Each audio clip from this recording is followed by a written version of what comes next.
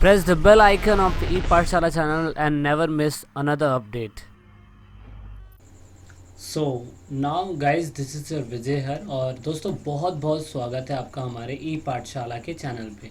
जैसे कि आप सभी को पता है कि आप सभी ई पाठशाला के चैनल पे राइट नाउ अभी जियो पढ़ रहे हैं। क्लास 12th की आपको पहली बुक हमने ख़त्म कर दी थी, fundamental human geography. And now this is Indian people and economic का ह्यूमन डेवलपमेंट थर्ड चैप्टर है दोस्तों, जैसे हिंदी में आप मानव विकास बोलते हैं। ठीक है, तो दूसरी बुक का ये थर्ड चैप्टर है। ये वीडियो का पहला पार्ट है। इस वीडियो के 3 पार्ट आने हैं।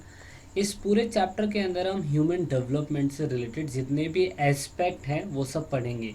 वैसे तो आपने फंडामेंटल ह्यूमन ज्योग्राफी के अंदर भी आपने पढ़ लिया था, लेकिन इसका रिलेशन हम इंडिया से देखेंगे, क्योंकि अगेन मैं आपको बताना चाहता हूँ, क्योंकि हमारी बुक का ही नाम जो है इंडियन पीपल एंड इकोनॉमिक है, यानी कि भारतीय लोग और उसके बाद उनकी अर्थव्यवस्था जो है वो है।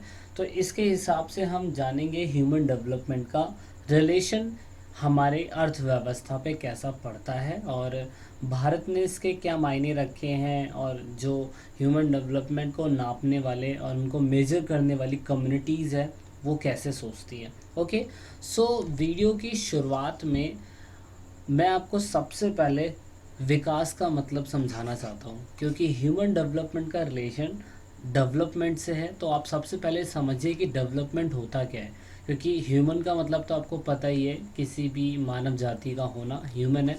ठीक है, तो विकास का मतलब असल में होता क्या है, तो सबसे पहले डिफाइन करता हूँ मैं आपको। विकास एक ऐसे बेहतर समाज के लिए प्रगति यानी कि प्रोग्रेस है। डेवलपमेंट एक ऐसा प्रोग्रेस या एक ऐसी अचीवमेंट है, या मतलब कि ऐसी उपलब्धि है जो सोसाइटी को बेटर कर सकती है। ठीक है, और साथ साथ ही जो विकास है वो समाज को बेहतर बनाती है, उसमें इम्प्रूवमेंट लाती है, और उसके क्या कहते हैं प्रोग्रेस के बारे में, और जो उनके एस्पिरेशंस है या बेटर सोसाइटी के विचार के बारे में सोचता है, उसे ही हम विकास कहेंगे।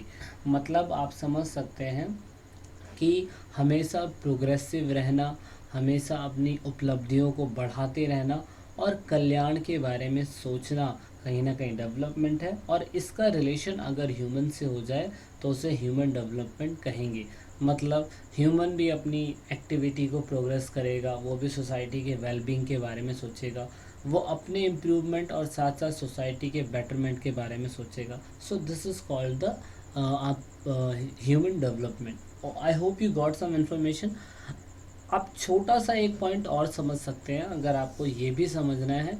आपने दूसरी वाली बुक के अंदर समझ लिया था कि ह्यूमन डेवलपमेंट को आप ऐसे भी समझ सकते हैं कि ह्यूमन डेवलपमेंट का मतलब हो गया जब लोगों के पास ऑप्शन जो हैं दोस्तों, ऑप्शनल जो चीज़ें होती है उसमें अगर मैं बोल सकता हूँ कि अगर विकास हो जाए तो उसे हम डेवलपमेंट कहेंगे।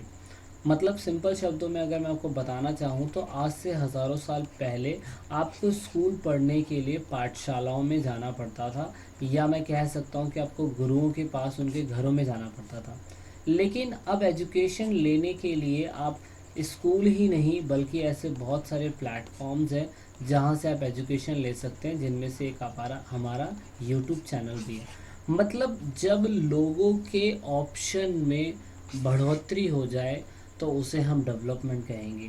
मतलब किसी एक के ऊपर डिपेंडेंसी ना रहे, उसमें मल्टीप्लाई होके और भी हमारे पास ऑप्शन आ जाए तो उसे हम डेवलपमेंट कहेंगे। एक ये एग्जांपल आपके सामने है। दूसरा एग्जांपल आप ये भी ले सकते हैं छोटा छोटा, कि स्कूल जाने के पहले हमारे पास कोई ऑप्शन नहीं था, सिर्फ हमें पैदल स्कूल जाना पड़ता था। लेकिन आज हमारे पास बस है, कार है, बाइक है ना, एंड पब्लिक ट्रांसपोर्ट्स है, मेट्रो है, कैब है, ऐसी बहुत सारी चीज़ें हैं जिससे हम स्कूल जा सकते हैं। सो this is the development, this is the human development. ठीक है, और ये सारे डेवलपमेंट आप देखेंगे सोसाइटी के आइडियाज़ के ऊपर काम कर रहे हैं, उनके डेवलपमेंट पे काम कर रहे हैं, उनके सोसाइटी को बेटर करने के लिए काम कर रहे हैं। ठीक है, सो this is about the human development. और आपकी बुक के स्टार्टिंग में बहुत लंबी स्टोरी बताई हुई है, तो मेरा मेन मकसद था आपको बिल्कुल ईजी करके बताना। तो डेवलपमेंट ना एक तरीके का मैं बोल सकता हूँ एक मिक्सचर्स है, मिक्सचर बैग है। क्यों? क्योंकि डेवलपमेंट की अगर डेफिनेशन देखी जाए ना तो हर व्यक्ति के लिए अलग अलग है। भारत में स्पेशली विकास का मतलब अफसर के लिए एक मिश्रित बैग की तरह है, एक मिक्स्ड बैग की तरह है। मतलब कहीं पे डेवलपमेंट यानी कि विकास का फ़ायदा सिलेक्टेड लोगों को हो पा रहा है, और कहीं पे यही डेवलपमेंट का फ़ायदा कुछ लोगों को नहीं हो पा रहा है। तो ऐसे ह्यूमन डेवलपमेंट का क्या फ़ायदा, एग्ज़ाम्पल समझते हैं। आप एग्ज़ाम्पल देख सकते हैं। पहला ये समझिए कि एक ऐसा इलाका है, दिल्ली एक एग्ज़ाम्पल ले लेते हैं, ठीक है। अब दिल्ली में कम से कम 2 करोड़ से ज़्यादा की जनसंख्या है, ठीक है। तो यहाँ पर कुछ ऐसे ग्रामीण क्षेत्र भी हैं, यानी कि रूरल एरियाज़ भी हैं, जहाँ पर आज भी शहरी क्षेत्र के मुकाबलों में वहाँ पे झुग्गियाँ ज़्यादा मिलेगी। और इसकी वजह से वहाँ पे बेसिक जो चीज़ें होती है, बेसिक फैसिलिटीज़ होती है, वो नहीं मिल पाती है, ठीक है। मतलब मैं कह सकता हूँ कि दिल्ली जो अपने आप को कैपिटल बोलता है, तो उस दिल्ली के अंदर भी ऐसे बहुत से स्लम्स एरिया होंगे जहाँ पर वहाँ के नेता, वहाँ के एमएलए, वहाँ के काउंसलर मेंबर वहाँ की लोकल सुविधाएं पूरी नहीं कर पा रहे होंगे। लेकिन वही दिल्ली में कुछ ऐसी पॉश कॉलोनीज़ होगी, एक विकसित एनक्लेव्स होंगे, यानी कि एक ऐसी जगह होगी जहाँ पर सारी की सारी मॉडर्न फैसिलिटीज़ अवेलेबल करा दी गई हो। तो आप देख सकते हैं कि small section of the society को, मतलब पॉपुलेशन की स्मॉल सेक्शन ऑफ सोसाइटी को हम सारी फैसिलिटीज़ देते हैं। एग्जांपल के लिए समझ सकते हैं टाउन बी से। टाउन बी के अंदर जो पॉपुलेशन है वो कम है, लेकिन वहाँ पे एजुकेशन लेवल ज़्यादा है, लोगों का लिविंग स्टैंडर्ड ज़्यादा है, और वहाँ पे सारी फैसिलिटीज़ मिल रही है। लेकिन वहीं दिल्ली के अंदर जो रूरल एरियाज़ हैं, जैसे टाउन ए, उसमें ज़्यादा हमारे क्या कहते हैं फैसिलिटीज़ नहीं मिल पा रही है। तो आप समझ सकते हैं बहुत अच्छी तरीके से टाउन ए और टाउन बी के अंदर डिफरेंस को जान सकते हैं। टाउन ए जहाँ पर ना तो पीने की फैसिलिटी है, पानी पीने की, ना तो वहाँ पर एजुकेशन की फैसिलिटी है, ना वहाँ पे मेडिकल केयर की फैसिलिटी है। लेकिन टाउन बी जहाँ पर सारी चीज़ें मिल पा रही है। तो ऐसे विकास का क्या फ़ायदा, समझ रहे हैं। तो ह्यूमन डेवलपमेंट को मेजर करने के लिए हर कंट्री ने अपने अपने हिसाब से, अपने कंफर्टेबल के हिसाब से डेवलपमेंट की डेफिनेशन को छुपाया है। तो इस हिसाब से आप देख सकते हैं कि विकास की जो वैल्यू है वो कंट्री वाइज अलग अलग हो सकती है। लेकिन दोस्तों, ह्यूमन डेवलपमेंट रिपोर्ट इसके नज़रिए से कोई भी नहीं छुपा है डेवलपमेंट के डेफिनेशन को सही तरीके से डिफाइन करने में। तो ये होता क्या है, आप ये समझ लीजिए। यूएनडीपी यूएनडीपी ने सबसे पहले, यूएनडीपी मैं आपको बताना चाहता हूँ है क्या। ये एक संयुक्त राष्ट्रीय विकास कार्यक्रम है, जिसे आप यूनाइटेड नेशन डेवलपमेंट प्रोग्राम बोलते हैं। ये एक ऐसा ऑर्गेनाइजेशन है जो हर कंट्री के डेवलपमेंट को मेजर करता है और बताता है कि कौन सी कंट्री डेवलपमेंट के हिसाब से कौन से लेवल पे आती है।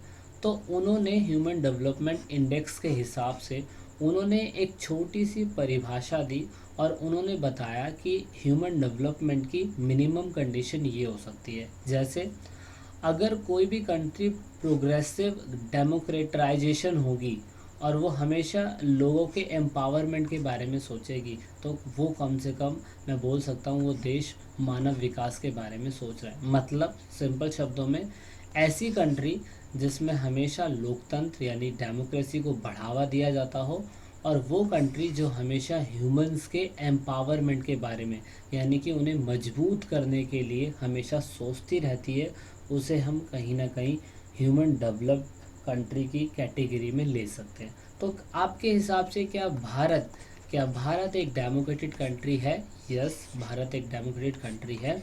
और दूसरा, क्या भारत जनता को एम्पावरमेंट करने की सोचता है? मतलब क्या भारत वहाँ के रहने वाले लोगों को मजबूत करने की सोचता है, क्योंकि वो according to rights, according to constitution लोगों को राइट्स देता है ना। तो इस हिसाब से हम कह सकते हैं कि भाई हमारा जो कंट्री है वो ह्यूमन डेवलपमेंट रिपोर्ट की कैटेगरी में आएगा। और यूएनडीपी भी हमें बताएगी कि हम मानव विकास में किस हद तक, किस कैटेगरी के अंदर पहुँचे हैं। तो यूएनडीपी दोस्तों हर साल अपने डेटा पब्लिश करता है, और आप इन डेटा को देखकर बहुत शॉक हो जाएंगे।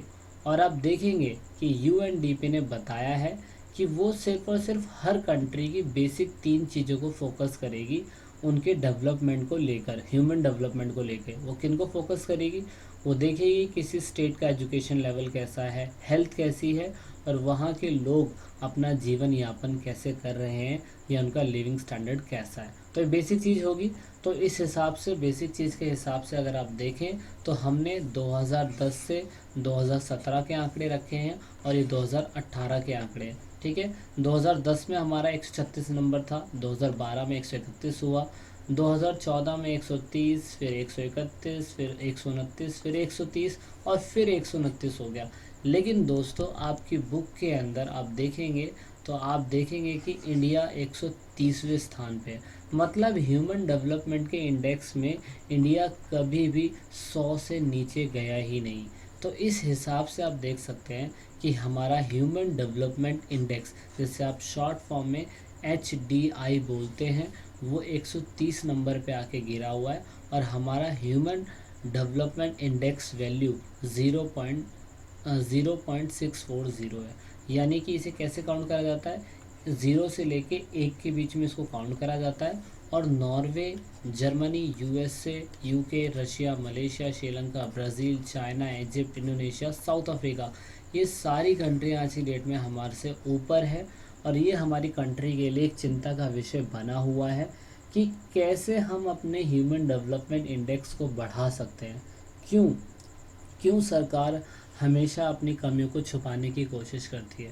तो इस बुक के थ्रू आपको बताया जा रहा है कि ह्यूमन डेवलपमेंट इंडेक्स के हिसाब से देखा जाए तो हमारी कंट्री ज़्यादा प्रोग्रेसिव नहीं हो पा रही। अब ह्यूमन डेवलपमेंट में ऐसा बोला जाता है कि अगर मानव जाति का हमारे भारत के अंदर सही तरीके से डेवलप नहीं हो पा रहा है तो उसका एकमात्र कारण वहाँ की सरकार नहीं है, उसका हमें हिस्ट्रिकल बैकग्राउंड जानना ज़रूरी है, हमें इतिहास जानना ज़रूरी है। मतलब अगर हम ह्यूमन डेवलपमेंट के इंडेक्स में पिछड़ापन हमारा कारण रहा है तो कहीं ना कहीं कहा गया है कि हमारे कॉलोनियल पीरियड की वजह से, क्योंकि हमारे ऊपर अंग्रेज़ों ने राज किया था और शुरुआती समय से ही हमारे जो रिसोर्सेज थे वो हमारे बेनिफिट्स में काम नहीं आ पाए, वो कॉलोनियल रूल्स के लिए ज़्यादातर यूज़फुल में रहे, उनके बेनिफिट्स में रहे। तो आपको पता होगा जिन बच्चों ने मेरी हिस्ट्री की क्लास ली है ना, 12th क्लास की, तो उन्होंने जाना होगा कि हिस्ट्री के अंदर कैसे ब्रिटिशर्स जो थे, जो हमारे ऊपर इतने टाइम तक राज करके गए थे, तो उन्होंने कैसे हमारे कोल्स और हमारे रिच रिसोर्सेज का यूज़ करते हुए अपने आप को डेवलप करा, जबकि हमें डेवलप नहीं करा, है ना। तो इससे आप देख सकते हैं कि ब्रिटिशर्स रूल है उसकी वजह से क्या कहते हैं हमारी कंट्री इतनी ज़्यादा ह्यूमन डेवलपमेंट के ऊपर फोकस नहीं कर पाई थी। सो आई होप आपका पॉइंट धीरे धीरे क्लियर हो रहा होगा। अब दोस्तों यहाँ पर मैं बोल सकता हूँ कि जो चुनौतियाँ थी वो 20th सेंचुरी के बाद ठीक होनी चालू हुई। क्यों? क्योंकि लगभग आपको पता होगा कि 1950 के बाद बहुत सी कंट्रियाँ जो एशिया की कंट्री थी वो आज़ाद होनी चालू हुई। क्यों? क्योंकि भारत के साथ साथ बहुत सारी ऐसी कंट्रियाँ थी, एशिया, अफ्रीका, है ना, ऐसी अफ्रीका की बहुत सारी कंट्री थी जिन्होंने आफ्टर इंडिपेंडेंस ही डेवलपमेंट की एक्टिविटी के ऊपर फोकस करना चालू करा। क्योंकि ह्यूमन डेवलपमेंट इंडेक्स आज से मेजर नहीं कर रहा है ना, 1993 से मेजर कर रहा है और हम लोग 1950 में ही आज़ाद हुए थे, जबकि दूसरी जो यूरोपियन कंट्री थी वो बहुत पहले आज़ाद हो चुकी थी। तो इस हिसाब से हम देख सकते हैं कि हमारे सामने 1993 से पहले या आज़ादी के बाद 1950 के बाद इतनी सारी चुनौतियाँ थी। जैसे हमें अपनी गरीबी से लड़ना है, हमें बेरोज़गारी से लड़ना है, हमें निरक्षरता, जैसे आप इलिटरेसिटी यानी कि अनपढ़ता बोलते हैं, उससे लड़ना था, हमें फूड सिक्योरिटी, भोजन पे फोकस करना था, हमें लोगों को बेसिक नीड्स देनी थी। क्योंकि ये सारी चीज़ें जब तक हम लोगों तक नहीं पहुंचा पाएंगे, जब तक हम ह्यूमन डेवलपमेंट के बारे में बिल्कुल भी नहीं सोच पाएंगे। तो इसीलिए हमारा पिछड़ेपन होने का कारण सिर्फ यही है। और आपकी बुक के अंदर ऐसे बहुत सारे कारण बोले हुए हैं, जैसे लोग धर्म के नाम पे लड़ते हैं, लोग जातियों के नाम पे लड़ते हैं, हमारी सोशल डाइवर्सिटीज़ अलग अलग है ना। तो इसीलिए हम लोग ज़्यादा डेवलप नहीं हो पा रहे हैं, इसलिए हम ह्यूमन डेवलपमेंट के ऊपर फोकस नहीं कर पा रहे हैं। तो ये सिर्फ और सिर्फ आपको थोड़ा सा इंट्रो पार्ट बताने के लिए था। और फिर मैं आपको बताने की कोशिश करूँगा कि यूएनडीपी ने तो अपना एक अलग फैक्टर बना रखा है जिसके हिसाब से वो किसी भी देश के डेवलपिंग या नॉन डेवलपिंग या डेवलप्ड कंट्री होने का दावा करती है। लेकिन हमारी कंट्री ने बताया कि हमें किन चीज़ों पे फोकस करना चाहिए, जिससे हम पता कर पाएंगे कि हमारे भारत के अंदर कौन सा स्टेट ज़्यादा पावरफुल है, कौन सा स्टेट ज़्यादा अच्छा है, कौन सा स्टेट ज़्यादा अच्छा काम कर रहा है ना, या भारत का क्या क्राइटेरिया है, ये सारी चीज़ें। So this is it from this side and this is the intro part of this chapter. Let's meet in second part of this chapter. So तो लास्ट में दोस्तों, अगर आप वीडियो को देख रहे हैं और ई पाठशाला चैनल के आप सब्सक्राइबर हैं या नए सब्सक्राइबर हैं, तो ई पाठशाला की टीम से आप सभी को यही रिक्वेस्ट है कि आप इन सभी वीडियो को अपने दोस्तों के साथ शेयर ज़रूर करें और कोशिश करें कि आप दूसरों को शेयर करवाने के लिए बोलें, क्योंकि आप जितना वीडियो को शेयर करेंगे उतना ही हम और लोगों की मदद कर पाएंगे, क्योंकि पढ़ेगा इंडिया जब भी बढ़ेगा इंडिया। तो वीडियो के लास्ट में वीडियो को एंड तक देखने के लिए, चैनल को सपोर्ट करने के लिए बहुत बहुत धन्यवाद। जय हिंद, जय भारत।